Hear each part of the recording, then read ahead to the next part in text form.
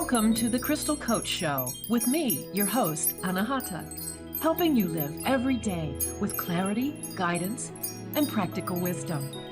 Are you feeling overwhelmed, anxious, maybe disconnected?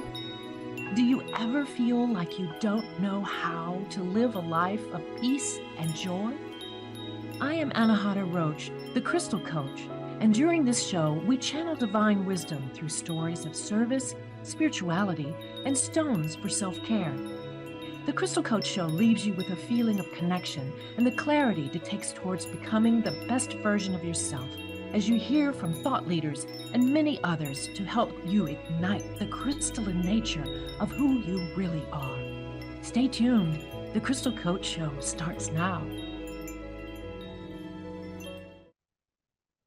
Hi, welcome to the Crystal Coach Show.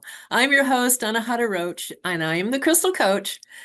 Our topic today is the power of gratitude as a key to a more fulfilling life.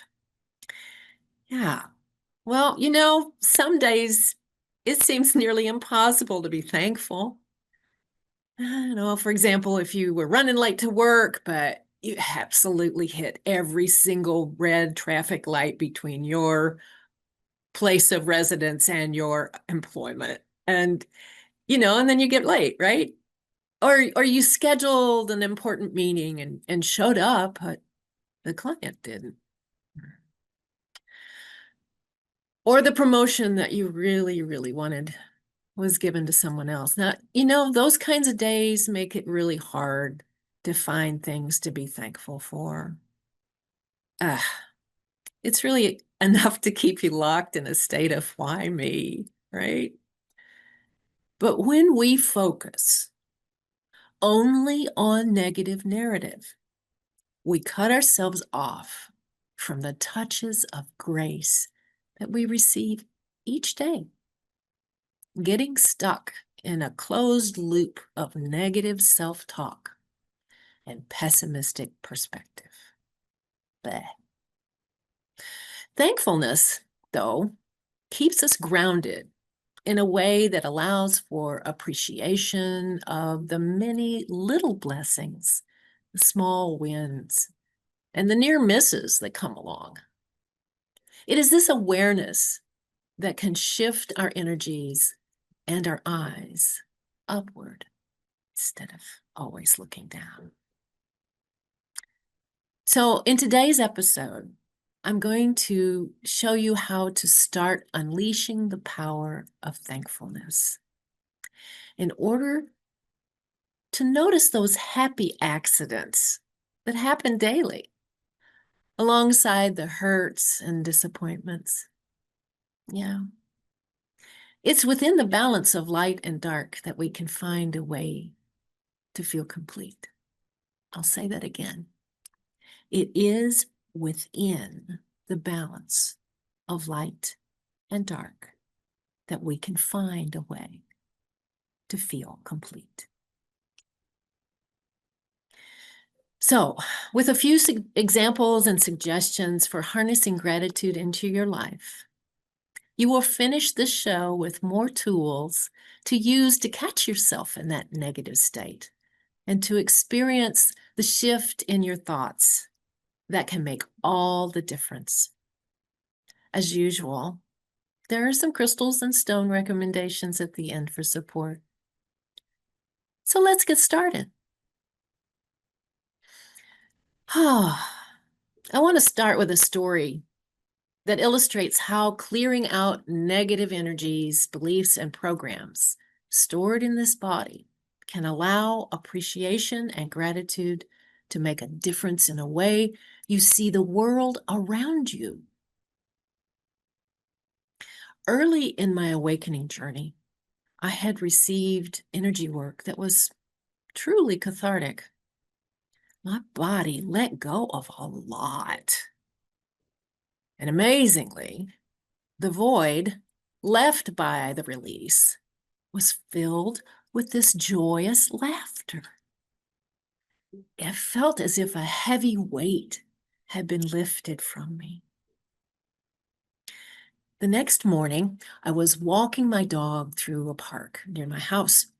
It was a familiar route, but I suddenly noticed the trees on either side of the sidewalk were so beautiful, so vibrant.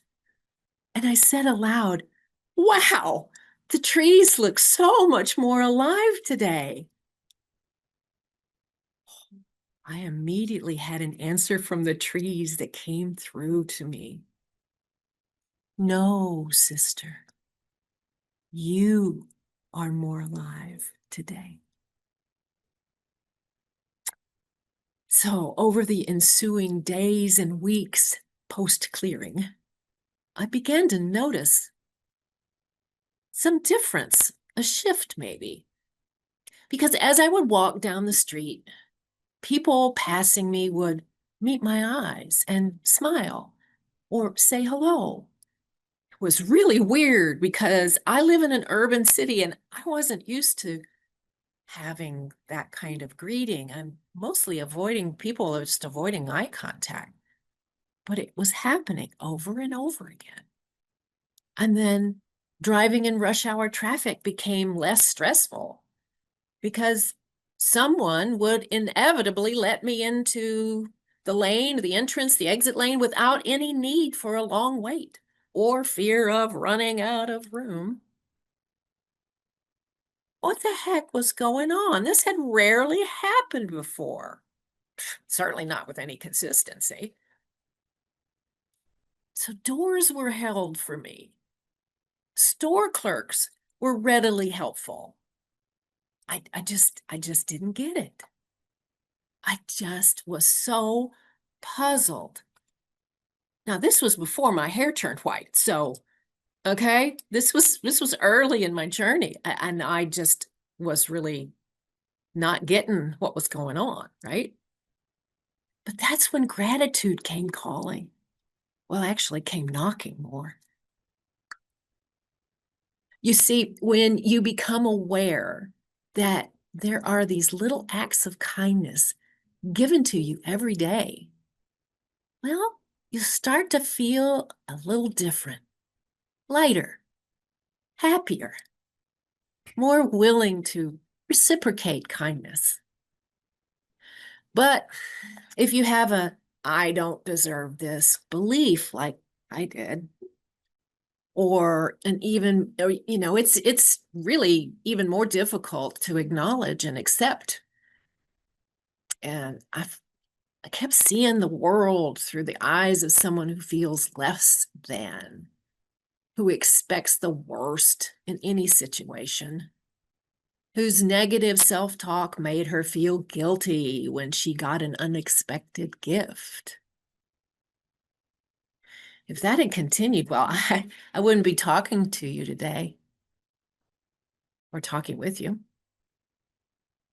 When your comfort zone is a closed loop of shame, guilt, and belief that you are somehow not as good as others, you are literally cutting yourself off from noticing when the spirit of love and joy brushes past you, attempting to catch your eye. Thankfulness is a powerful, powerful energy, transforming everyday life into a more pleasant, positive experience. I'm going to take a very quick break now, but when we come back, I'll have some exercises and tools for you to find and explore this transformational energy and mindset. Don't go away. We'll be right back.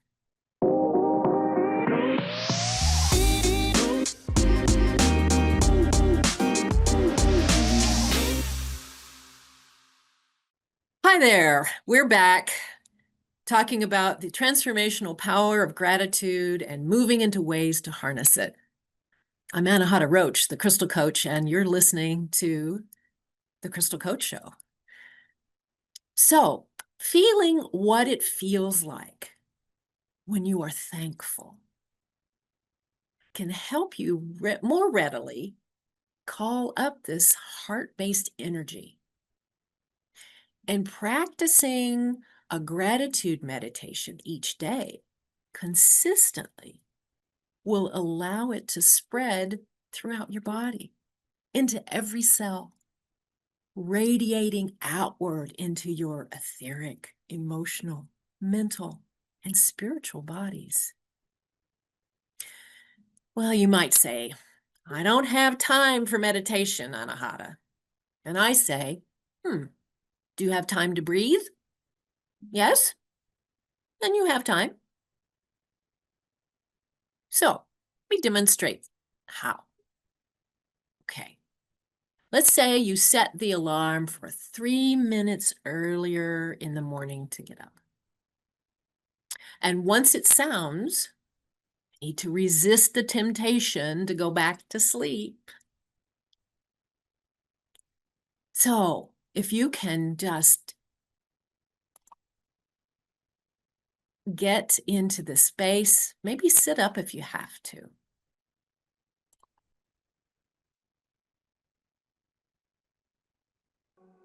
Focus your mind and breath on gratitude.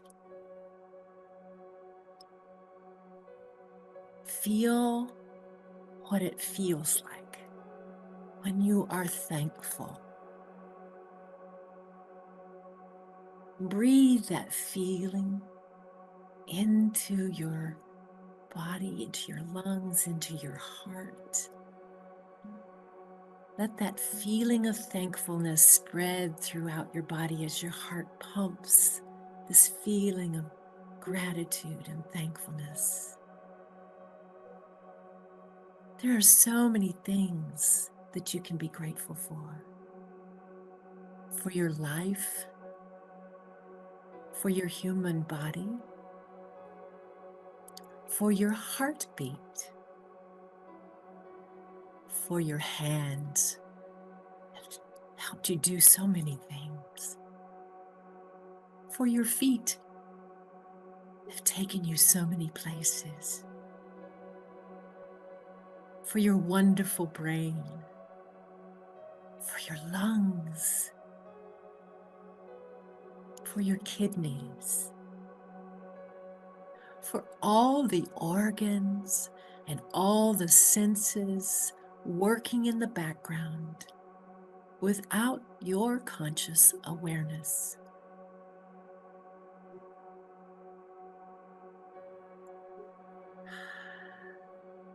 Every breath, breathing in that feeling of gratitude, exhaling that gratitude, remembering to be thankful for your ancestors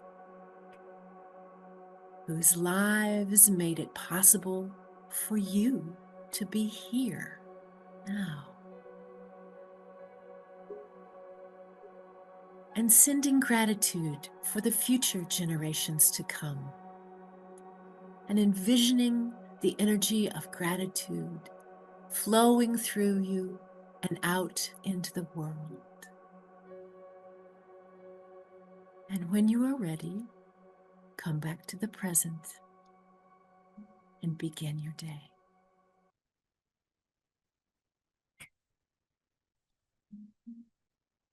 How was that? That was less than 3 minutes. It doesn't take long to be in that place of gratitude, and it shifts your entire day.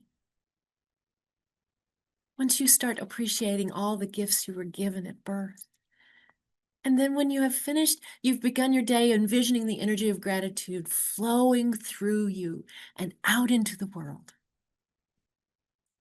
You'll notice how much more amazing your day will be, or will have been actually, by the time you're ready to sleep that evening.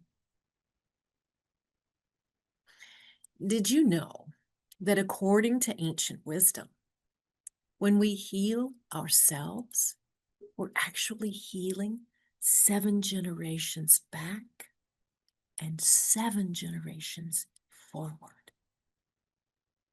That's just mind-blowing.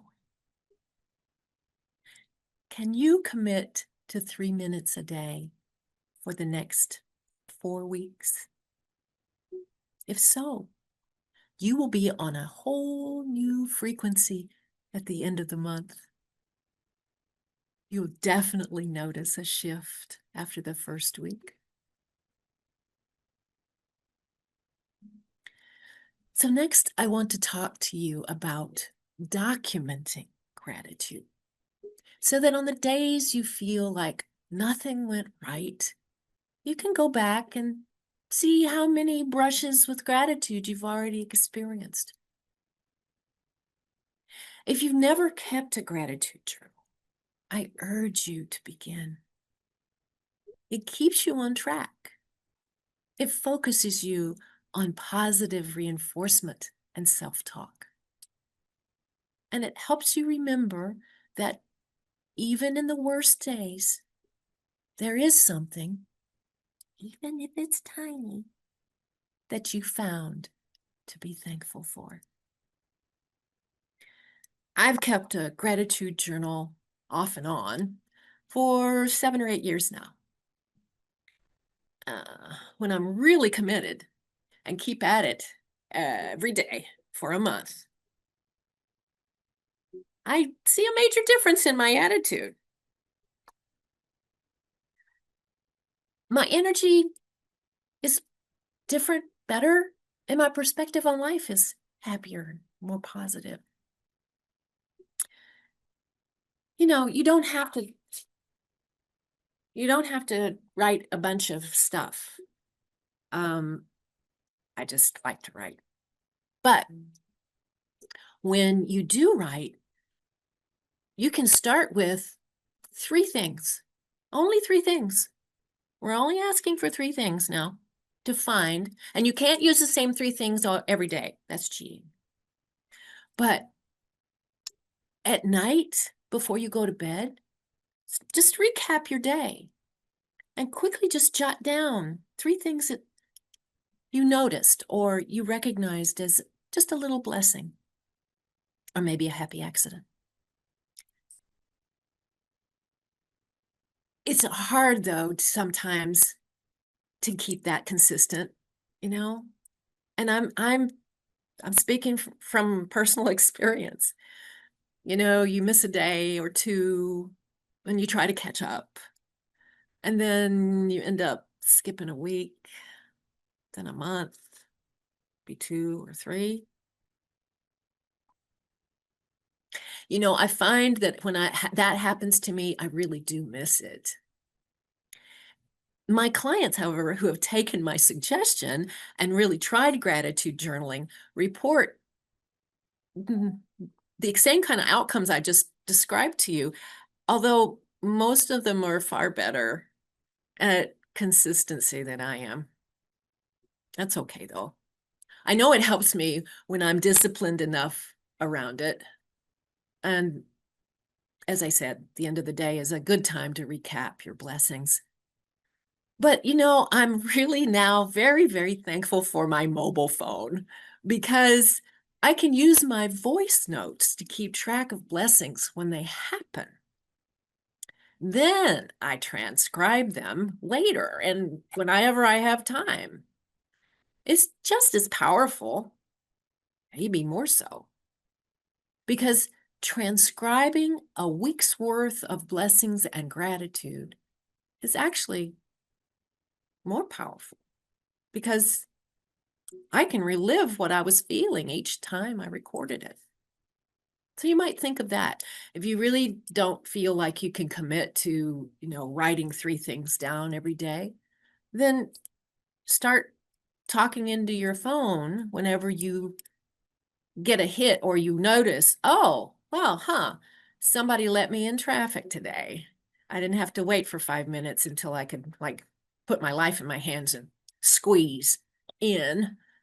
Or, gosh, I made all the green traffic lights today. Wow.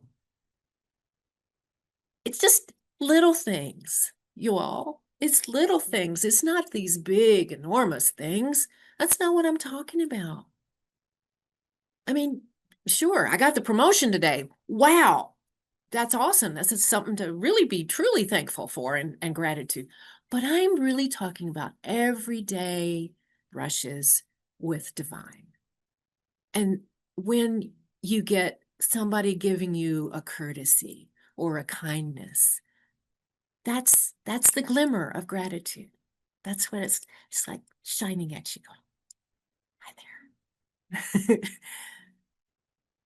So some folks use a gratitude card deck. I don't use them, so I'm not really familiar with who has those gratitude card decks, but I'm sure you could, go online and find one. But you're pulling a card for the day and you find ways to see gratitude from that perspective. So whatever works for you is all that is necessary to create a gratitude practice. Another method to track gratitude moments is to use a gratitude jar. So you start at the beginning of the year, and each evening from January 1st on, you write a little slip of paper, write on a little slip of paper, something that you feel grateful for that day that happened. And you date it and you drop it in the jar. So you're doing that every day that you remember, hopefully every day. But by the end of the year and on the morning of January 1st, you get the jar, you open it up and empty out all the paper slips and read each one. It's really a lovely way to recap the year and just a good way to transition to the next with gratitude and joy. I always say that gratitude is a portal to joy.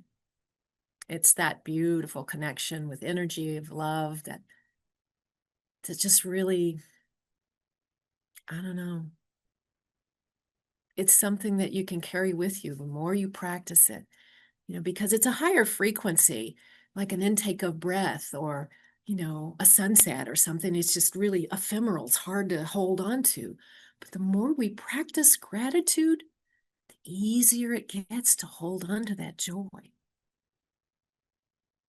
And you can hold this frequency longer and longer and longer until it's always within you, waiting to be called upon in times of uncertainty and grief. We're going to take another quick break now. But when we return, I'll have some recommendations of stones and crystals whose frequencies support gratitude, joy, and peace. Don't go away. We'll be right back.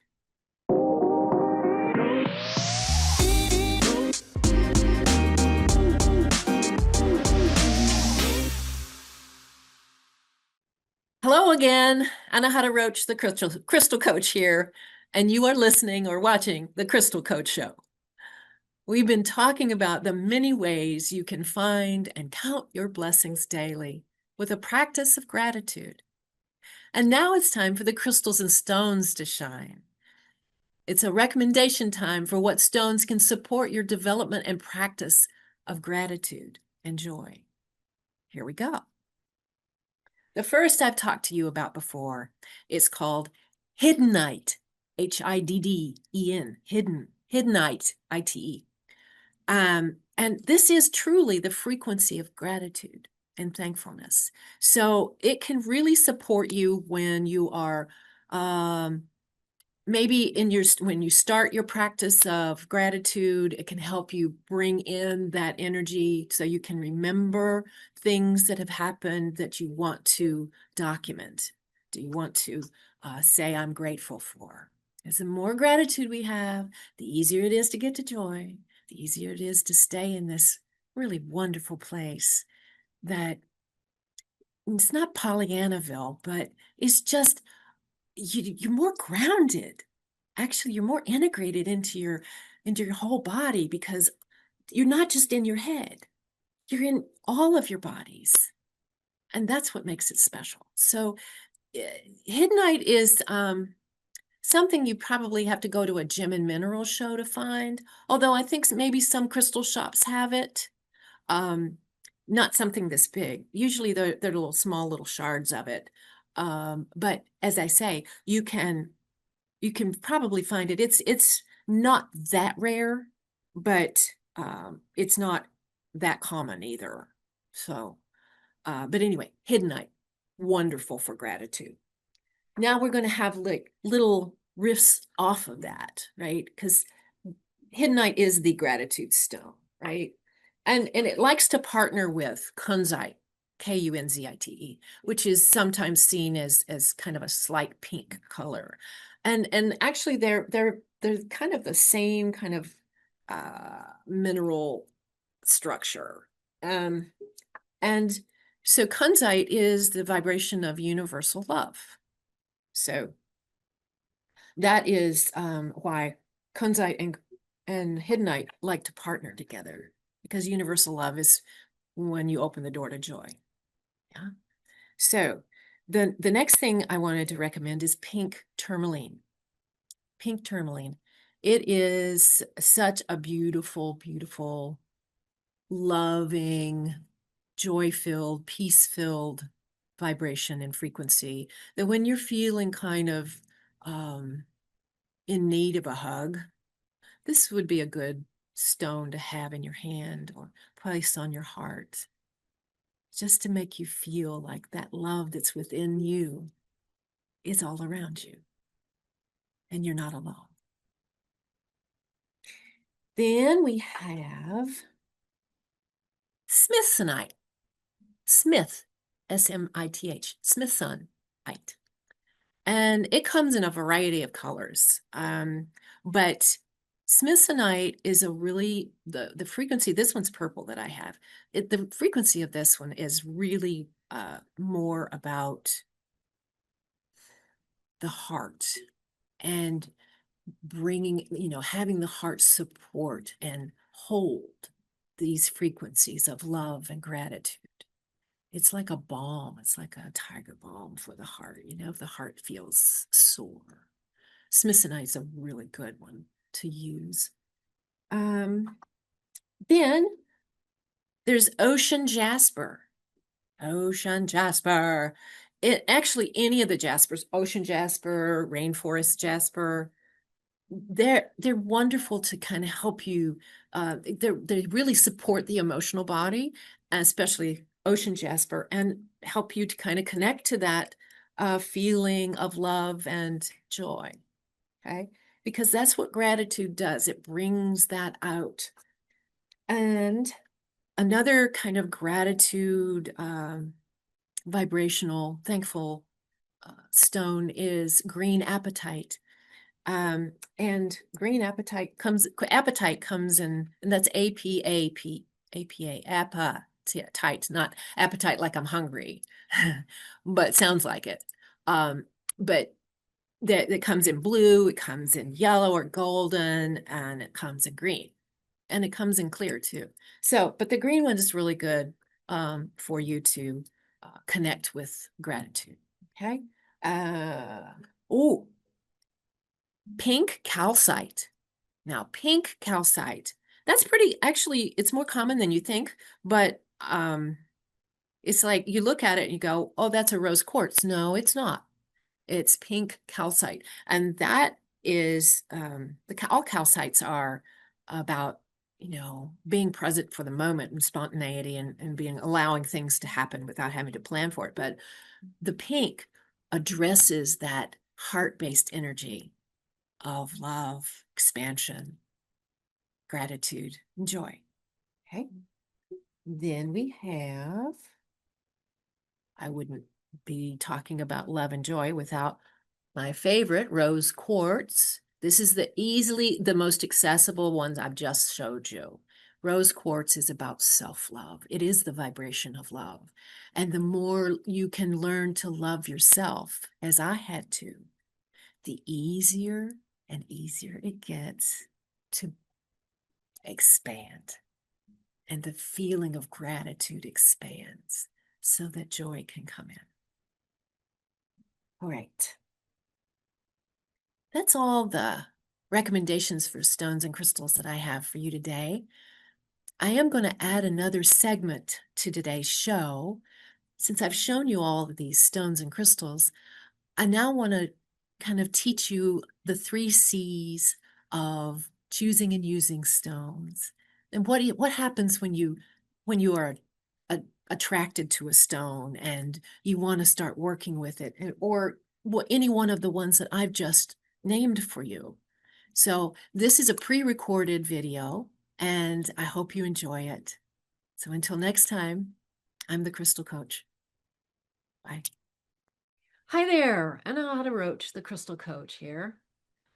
And I bet you really don't know, or maybe I need to remind you that when you find a stone or a crystal in a crystal shop or online or at a gem and mineral show, and you pick it up and you're so excited and you want to bring it home and read because you've read something that resonated with you or it felt really good, or you've heard me talk about this stone or that stone, how it supports whatever you might be working on, and you think you can just put it in your pocket or put it on your body or put it on your altar and it's going to start working for you. You have to remember, and I feel called to remind you of the 3 C's. Well, what are the 3 C's?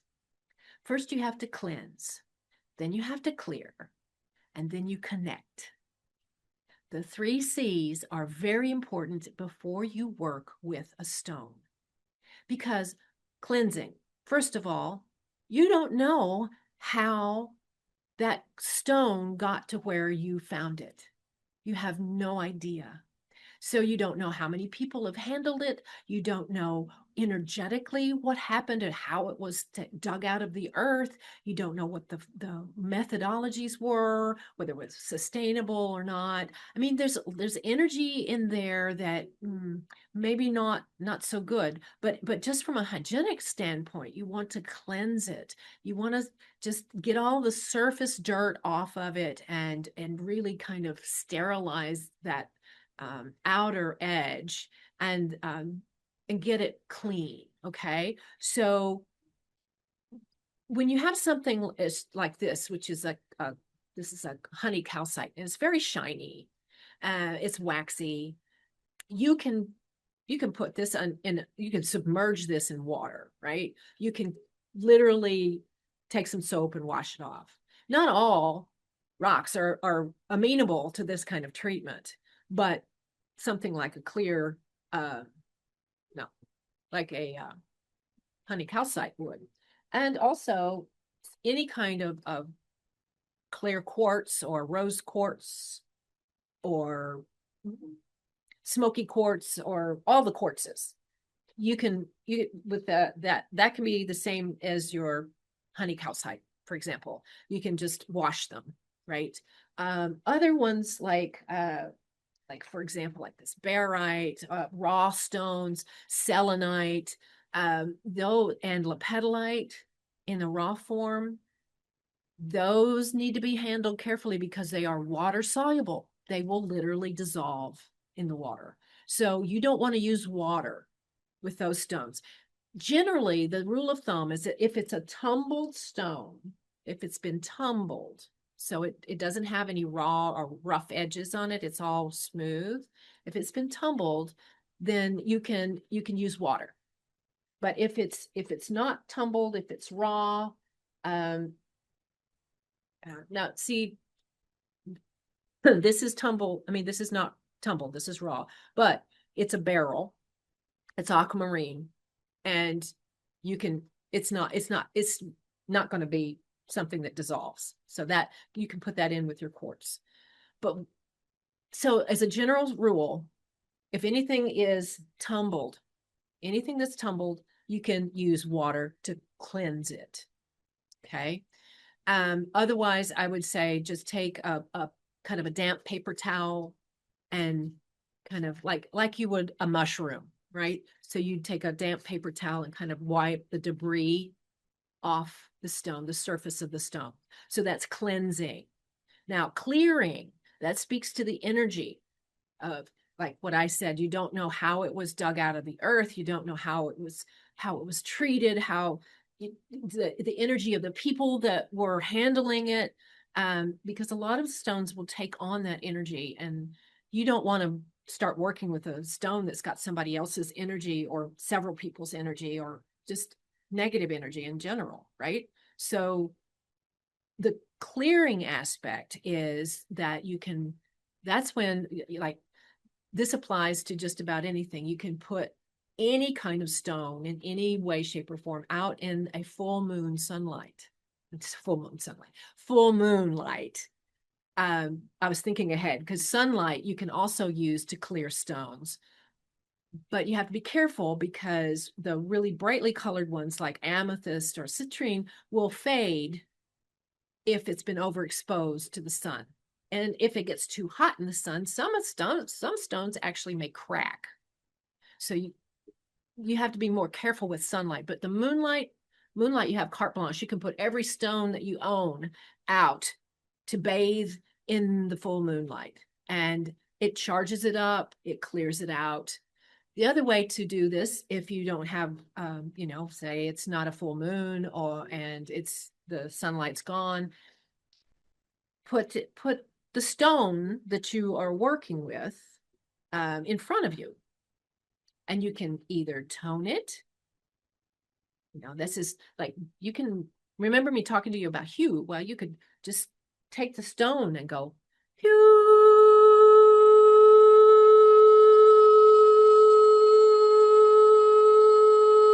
just kind of all the way around, just tone at it.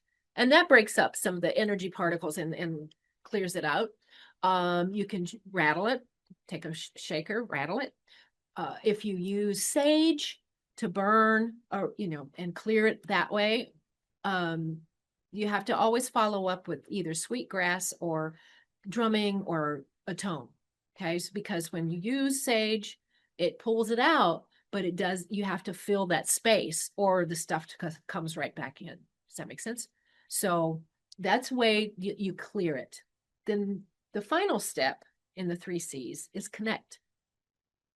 So when you have cleansed and cleared your stone, then you want to put it in your non-dominant hand and really allow for the electromagnetic frequencies between the palm of your hand and the surface of the stone to activate.